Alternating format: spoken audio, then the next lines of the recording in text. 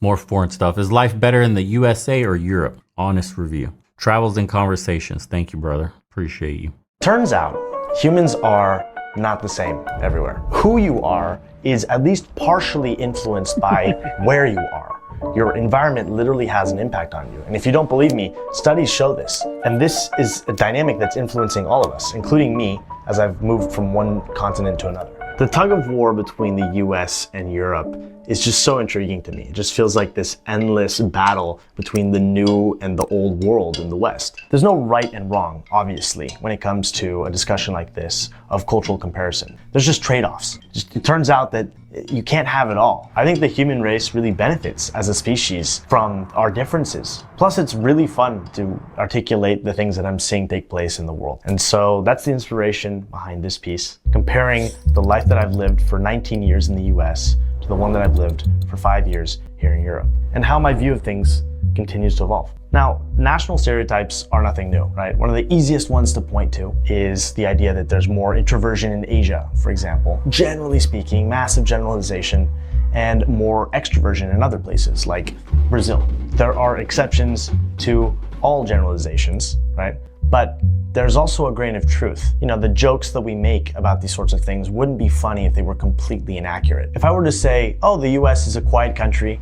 that is very respectful to all other nations and doesn't make a lot of noise, I lose all credibility, right? You just don't believe me because there's not really a lot of truth to that. Now, while I've already made a few pieces exploring cultural comparisons between different parts of the world, different countries, and different Give me the Logan Paul L's in the chat right now for that. beyond superficial comparisons like, Europeans use air conditioning a lot less than Americans. yes, produce is a lot cheaper and a lot higher quality in Europe than in the United States because the governments subsidize that sort of thing because people care about it a lot more. And yes, technology is a lot more affordable in the United States, partially because of taxation on imports, but also because as a society, there's more of an orientation towards innovation.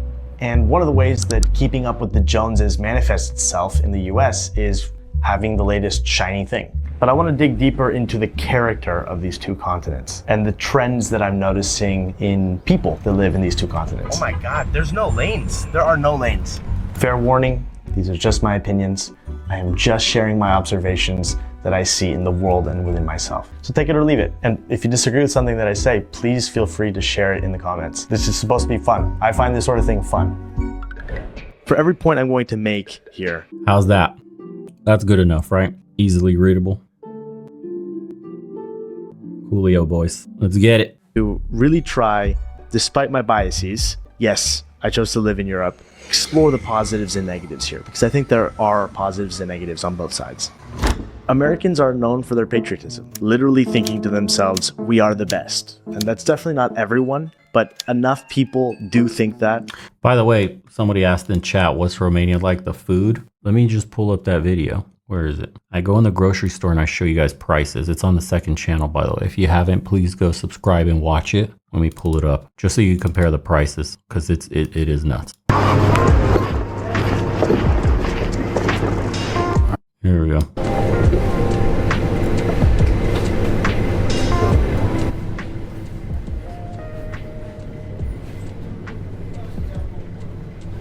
So the most expensive ones are 18, just say 20 lei. That's $4. $4.30. Here's some milk. Here we go, milk right here. This one down here with the one that says Kaimak at the bottom, that means with fat. So we're looking at $9.29.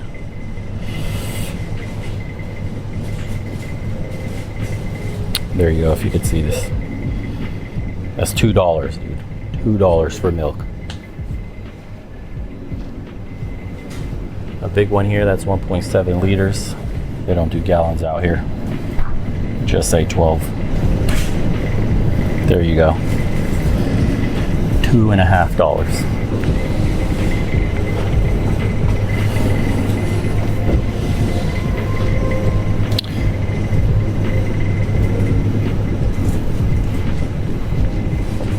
Of course, here's all the bad stuff. Try to avoid this section. Honey. This is perfect. So I've been telling you guys about honey Where's the good stuff?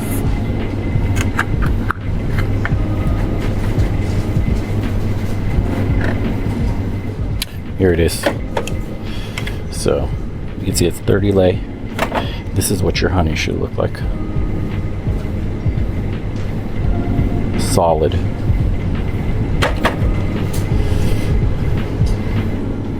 $6.50. $6.50. This is huge. This in America is like 30 bucks.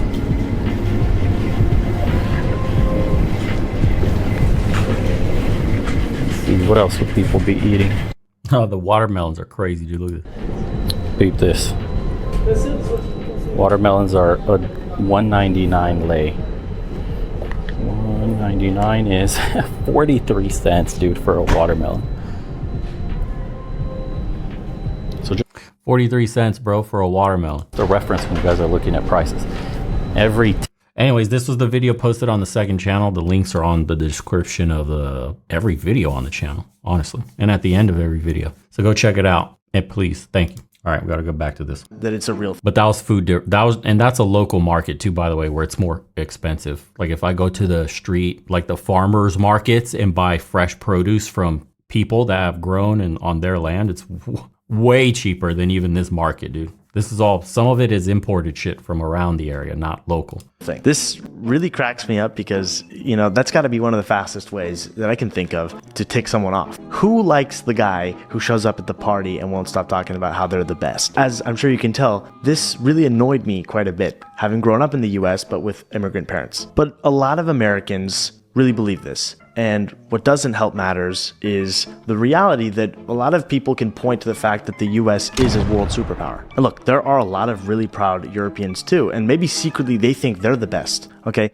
It is a little bit harder to make the argument that you're the top dog right now if you're Greek or Italian, when in reality, your moment to shine came centuries ago. For the record, I don't think there's a best country. I don't think in those terms. I think different countries are good at different things. And I don't feel like quantitative measurements like GDP say anything about the quality of a country. Now, the reason I bring all of this up is because of a weird feeling that I get when I return to the US. It's this feeling that I'm in the center of the universe. And obviously I know that's not the case. The relationship between the US and Europe doesn't work the same way both ways. Here in Europe, there's a steady stream of news coming from the US, but when I'm over there, it feels like there isn't much talk about what's going on in the rest of the world unless something really big happens, like a war. Most mainstream media barely covers what's going on internationally, and unless you're a worldly American, and there definitely are some of those out there, you don't have very much of an idea of what's going on out there. In many ways, the US does feel geographically isolated. And maybe that's because the distance between Los Angeles and Las Vegas is bigger than the distance between Paris and London. It does feel like Europe is closer to a lot of the rest of the world. And because the distance is smaller, you can't pretend that there aren't For those of you asking for the links, I just posted it in the chat. It's pinned. Neighbors all around you. France cannot pretend Germany isn't like right there. I personally believe this is a major factor in how we ended up with the stereotype that Americans are terrible at geography, world geography. Maybe also the stereotype that a lot of Americans are uncultured. And speaking of that... It's not maybe, bro. It's 100%. As an Eastern European that came to the United States, hardly any people can pronounce my name. If I told them I'm from Romania, they go, oh, you're from Rome? You're from Italy? Sorry, but public schooling in America is a clown show. Actually, culture is a confusing word. There's something extremely interesting to me about the whole conversation about culture. According to a lot of Europeans, the US is a place that lacks culture.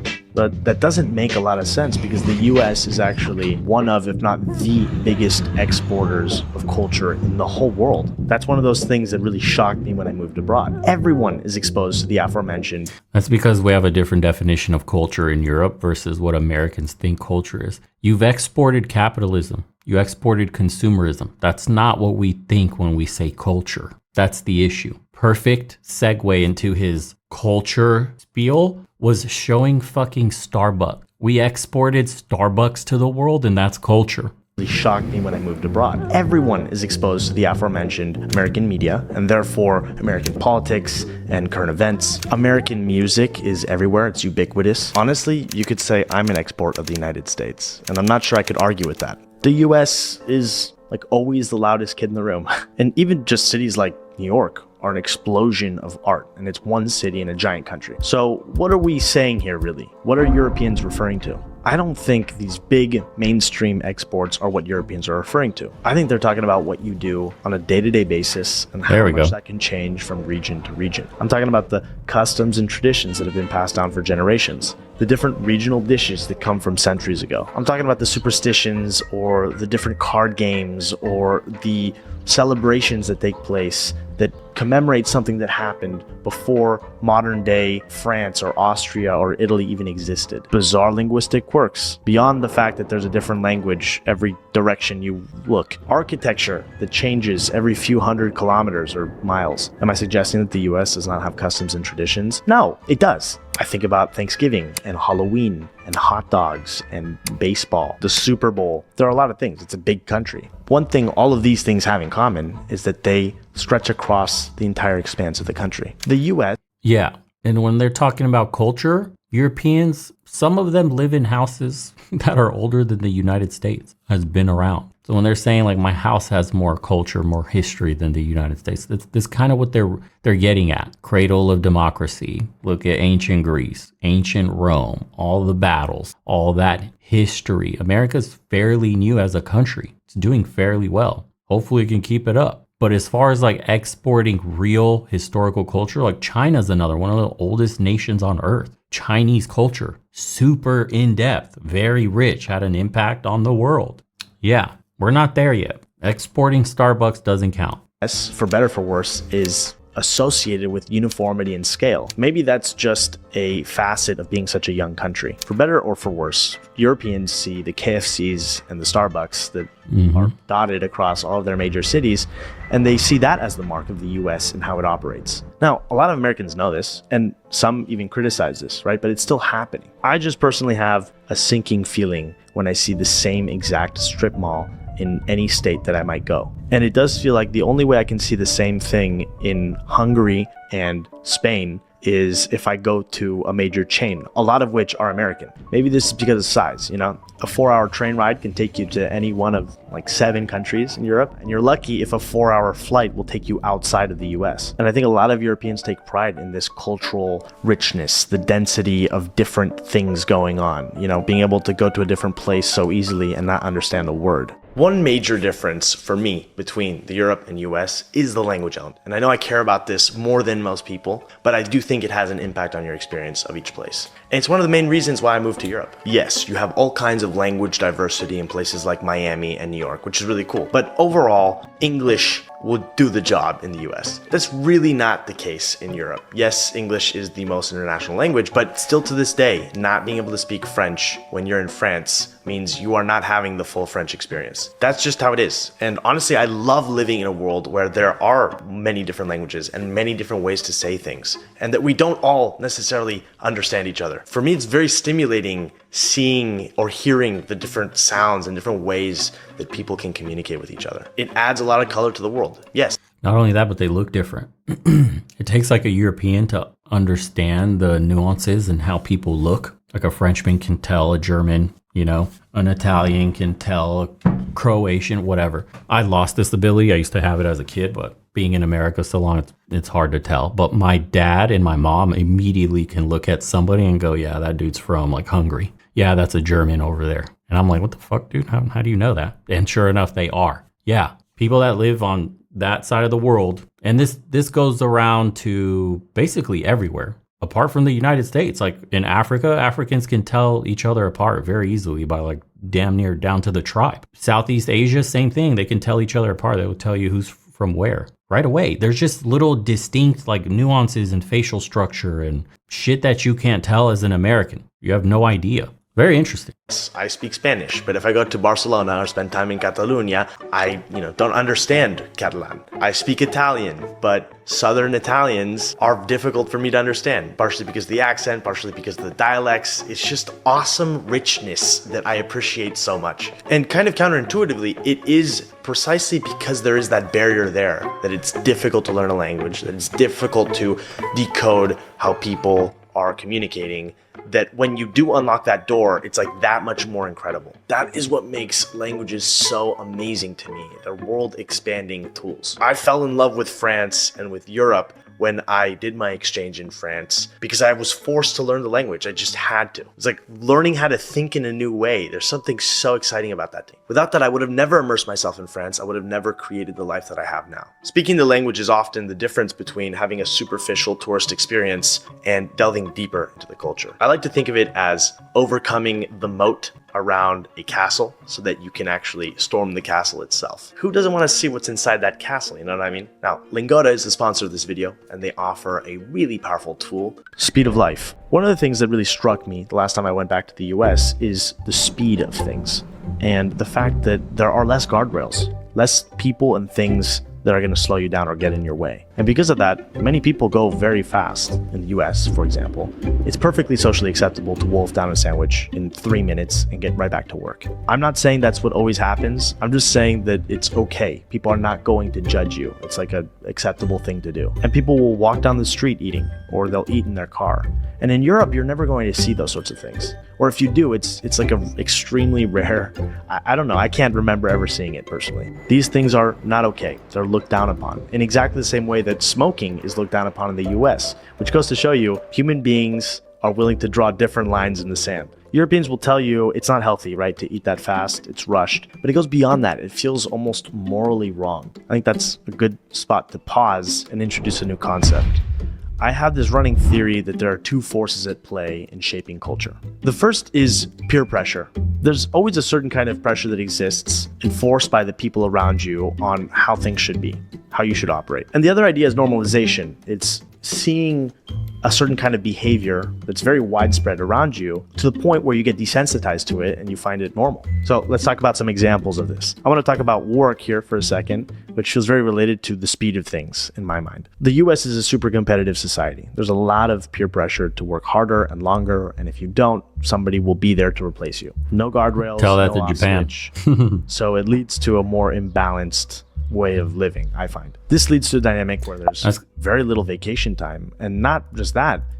That's because America is the land of the corporations. Like, they rule over everybody. They're in bed with big government. So they treat their workers like shit, like cattle. Yeah, we're expected to work longer and longer hours for less and less pay, less and less benefits, and be a good boy. Put in that work, Timmy, so you could retire at 67 now, have 3 years to live on your pension and die so you don't fucking burden the system. It's a joke, dude. There's much more family, work-life balance. Time spent with family. That's a big part in Europe, man. It's incredible to see families. I have not seen so many pregnant women here in my life, dude. It's crazy. It's the amount of pregnant women, the people having babies here, young women or entire families intact, or seeing like the man, the woman, a kid, and she's pregnant, and the grandparents are there, and they're all going together for a coffee or lunch or something like that, or walking together in the park randomly in the middle of the day, or hearing the laughter of kids playing everywhere.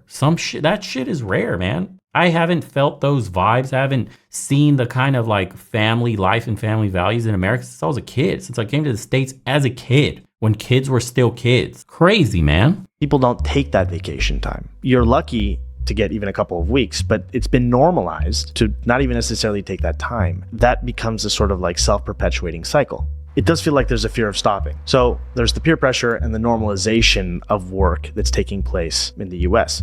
And the same is at work in Europe, but just in a very different way. In Europe, I feel a sort of peer pressure to not work at certain times, like on Sunday, because it's seen as insane and unhealthy.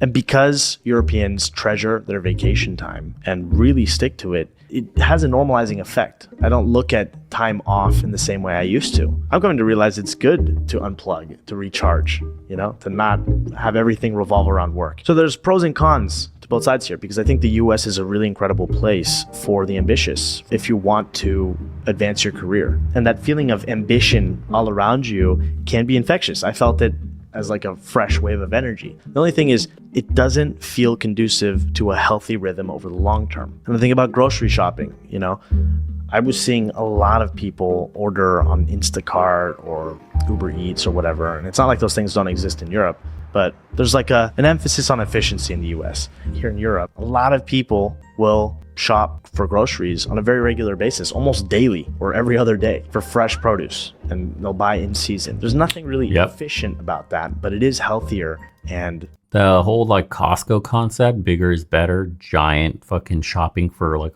once a week, once every 2 weeks is so unheard of here. You go to the produce store to get your produce for the next couple of days, and then you go again, and you go all the time. Because the moment you bought something, you tend to cook it within the day or two that you bought it. It doesn't get frozen. It doesn't get put away and stored for next week. No, man, you buy shit to make there and then, fresh. Mostly because the woman is still expected to be at home cooking for the family. So everything needs to be fresh. And it's nice, man. The family sits down, everybody eats together, everybody spends time together. Family bonds are still important and actively built, which leads to better societies. There you go. Tastier. Now, I wanted to talk a little bit more about acceptable behavior, because it's related to this point I made about peer pressure and normalization. There are clearly different ideas about work, but also just what is acceptable behavior in general. I find that there's a lot more of an anything goes kind of attitude in the US than in Europe. Growing up, each year there would be a pajama day, which was this really fun day where you'd go to school in your pajamas. I did this when I was like 11, 12 years old. And I'm not sure what happened. Maybe this has always been the case and I didn't realize it, but it really struck me that I will see adults, full-grown adults, walking around in pajamas in the US. I saw it when I was there just a few weeks ago. Oh my God, that's one of the most mind-blowing things for Americans when they come out here, at least Eastern Europe. I'm not going to speak for the West. Everybody's dressed very nice, to the T. Most women are wearing feminine clothing. Most men are wearing masculine clothing. Most people look good when they go out. I don't know how good this little tiny camera I got is for, night shooting, but I'm going to take it over the weekend, not this weekend, the next, to the local lake next to me and show you guys how people are dressing. It's crazy, man. Someone's saying the stream is buffering. Is it? Refresh your stream, boys. All right, so that video, we'll just finish it on his channel if you want. Nathaniel Drew.